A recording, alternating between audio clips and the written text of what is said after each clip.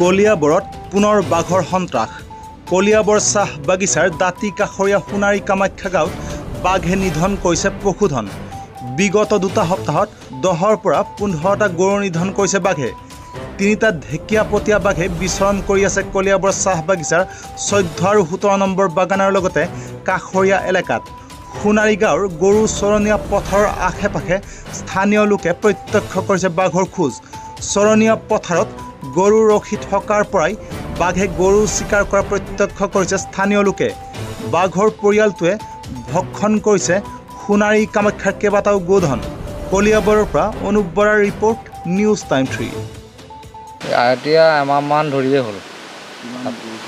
গৰু এতিয়া সৰু সৰু গৰু পোৱালি কমেও 15টামান নাইকিয়া হৈছে। আজিও এটা ধৰিলে।